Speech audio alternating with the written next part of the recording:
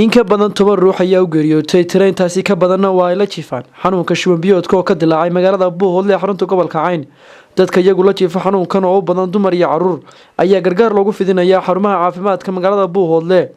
dhakhaatiirta caafimaadka magaalada Buuhoodle iyo sidoo kale maamulka deegaanka degmada Buuhoodle ayaa kormeer ku tagay goobaha uu ka dilaacay xanuunka shuban biyoodka oo laga cabsi qabo in dad badan ay u dhintaan haddii aysan helin gargaar caafimaad oo degdeg ah. waxayna fariin u direen maamulayaasha goobaha waxbarashada magaalada Buuhoodle si looga hortago faafitaanka xanuunkan. sidoo kalena baaq u diray xukuumadda federaalka Soomaaliya in ay daawooyin la soo gaadho dadka iyagu la tabaalaysan xanuunkaasi. iyo golaha shacabka ee degmada Buuhoodle iyaga xaqiijiyay xanuunkani tiradiisa iyo cadadkiisa haddii uu inagu soo socdo oo xanuunku uu sii kordho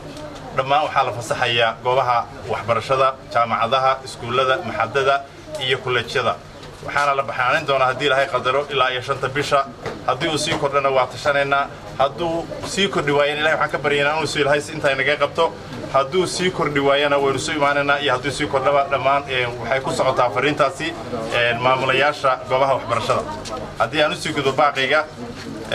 Buuhoodle waa degmo ka tirsan Soomaaliya waxaan fariin u diraynaa ra'iisul wasaaraha dawladda federaalka ee Soomaaliya. ra'iisul wasaare waa dhulkii lagu doortay lagu dhaariyay 24 saacadood soo socda waxaan rabnaa inaad keento daawadii shacabka reer Buuhoodle lagu badbaadin lahaa waana shacab Soomaaliyeed waajib bayna kugu leeyihiin adigoo waliba u magacaabay wasaarad cusub oo dawladda hore ee Soomaaliya iyo xukuumadii hore lahaan jireen hay'adda masiibooyinka ee aad magacawday Dr. Marian Qaasi aad magacawday marka aniga oo ku hadlaya afka shacabka Buuhoodle ra'iisul wasaare waxaan ka sugaynaa 24 saacadood soo socda inaad keento daawo ku filan shacabka Buuhoodle. Assalaamu calaykum. saaka waxaan u baxnay kormeer degmada oo dhan ah waxaan soo marnay jaamacadaha iskuulada maxadada malcaamadaha dhammaantood waan soo maray marka hore waxaan baaq u jeedinayaa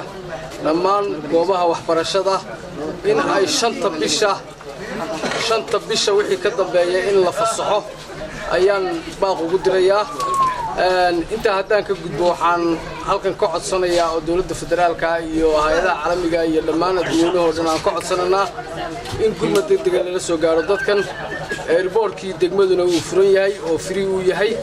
15 casho ee hadda foodo inagu soo haya in magaalada dhammaantood nadaafadda laga qayb qaato oo dhammaan qashinka ku daafadaha iyo magaalada oo dhan la kiniiniyo haddii ay baydmo aad iyo aad baad u mahadsantihiin dhammaantiin saxaafadda oo mahadnaqaya aad iyo aad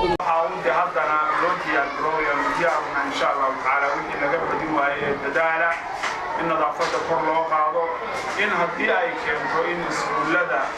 ururka dadku isugu imanaya la yareeyo oo fasaxo waxbarashada iyo goob kastoo dadku isugu imanayo insha Allah taala wixii taraa ay soo jeediyaan dhakhaatiirta iyo dadka barnaamijka ku hawlanin anagu insha Allah taala aan ka qayb qaadano wixii taargetka aan ka fulino